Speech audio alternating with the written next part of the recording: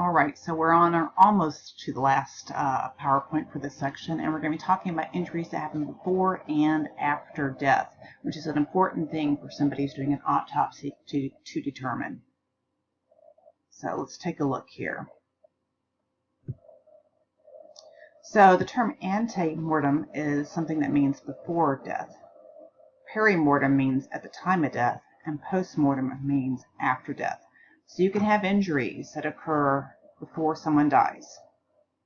You can have injuries that literally at the time of the death they occur, and then you can have somebody who maybe is just going a little crazy even after they die, and they keep on stabbing. Those are injuries that occur after death. So take a few minutes and read over here about the car accident.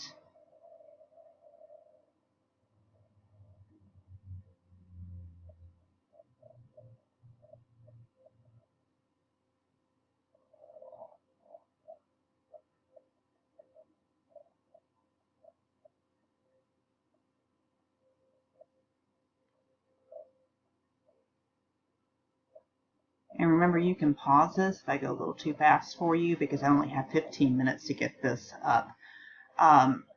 So keep in mind here, the cut in the arm is the antemortem injury. The massive head trauma is a perimortem. And when that car drove over them after they were already dead, those tire tracks were post-mortem. And a lot of times you got to figure out what comes first. There are clues that they're going to use. They involve bruising, which would not occur after the heart stops, or healing, which would not occur without time for the living body to repair their injury, making such injuries ante-mortem. Multiple gunshot wounds with clear signs of bleeding in each case would suggest they all occurred at the same time, suggesting they were all perimortem. Drag marks on the body, like abrasions against the skin, that was not tied up would be very different if a victim was alive and was likely struggle. This would suggest the abrasions were post-mortem. Once this information has been determined for each injury, then there are three more things we have to determine: cause of death, mechanism of death, which we've all gone over, and manner of death. So remember, cause of death is the immediate cause. One example, a gunshot wound would be